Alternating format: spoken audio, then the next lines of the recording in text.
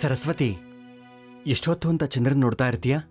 ಅಮ್ಮ ಅವಾಗಲೇ ಹೇಳಲಿಲ್ವಾ, ಬೆಳದಿಂಗಳ ಚಂದ್ರನ ಕಣ್ ತುಂಬ್ಕೊಳ್ಳೋ ಅಷ್ಟು ನೋಡ್ತಾನೆ ಇರಿ, ಆಗ ನಿಮಗೆ ಚಂದ್ರನಂತ ಮುದ್ದಾದ ಮಗು ಹುಡ್ತಾನೆ ಅಂತ.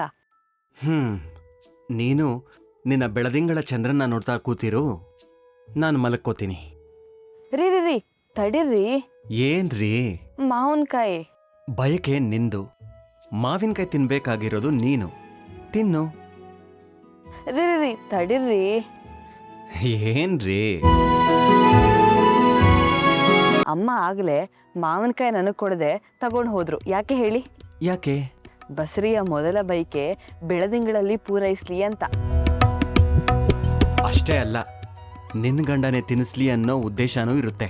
ಮತ್ತೆ ಆಗ್ಲಿಂದ ಮಲ್ಕೋತೀನಿ ಅಂತಿದ್ದೀರಿ, ತಿನ್ಸಿ ಮತ್ತೆ.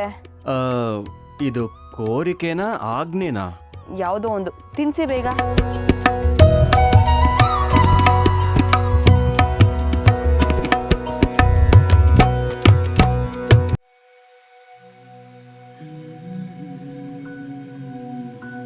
ನೀವು ತಿನ್ಸೋದೇನು ಬೇಡ, ಮಲ್ಕೊಳ್ಳಿ ಸಾಕು. ನನಗೇನು ಮಾಡ್ಬೇಕಂತ ಗೊತ್ತು.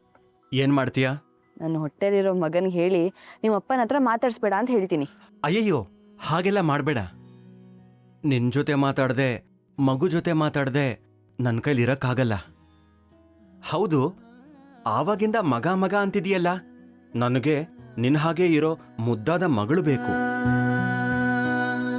ಇಲ್ಲ ಇಲ್ಲ, ನನಗೆ ನಿಮ್ಮ ಹಾಗಿರೋ ಮಗನೇ ಬೇಕು. ನಿನ್ನ ಹಾಗೆ ಮುದ್ದಾಗಿರೋ ಮಗಳೇ ಬೇಕು. ಆಯ್ತು, ನೋಡೋಣ ಯಾರ ಕೋರಿಕೆ ಈಡೇರುತ್ತೋ ಅಂತ. ಈಗ ತಿನ್ಸಿ ಬೇಗ. ತಿನ್ನಿಸ್ತೀನಿ.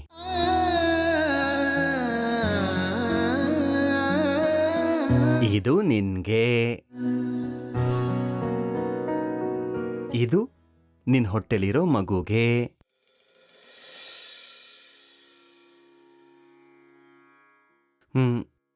ಇದು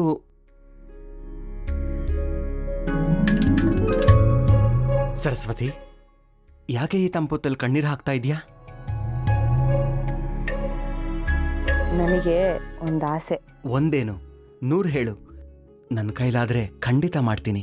ಈ ನಿಮ್ಮ ತೋಳ ಮೇಲೆ ನಾನು ಮಲಗಿರೋವಾಗಲೇ ನನ್ನ ಜೀವ ಬಿಡಬೇಕು. ಸರಸ್ವತಿ, ಎಂತ ಮಾತಾಡ್ತಾ ಇದೀಯಾ? ಬಿಡ್ತು ಅನ್ನು. ನೀನಿಲ್ದೆ ನಾನು ಬದುಕಿರ್ತೀನಿ ಅನ್ಕೊಂಡಿದ್ಯಾ? ಅಯ್ಯೋ, ಹಾಗನ್ಬೇಡಿ. ನೀವು 100 ಕಾಲ ಬದುಕಿರಬೇಕು. ನೀವಿರುವಾಗಲೇ ನಾನು ಮುತ್ತೈದೆಯಾಗಿ ಸಾಯಬೇಕು. ಸರಸ್ವತಿ, ಹುಟ್ಟೋ ಜೀವನ ಹೊಟ್ಟೆಲಿ ಇಟ್ಕೊಂಡು ಸಾಯೋ ಮಾತ್ಯಾಕೆ ಆಡ್ತೀಯಾ?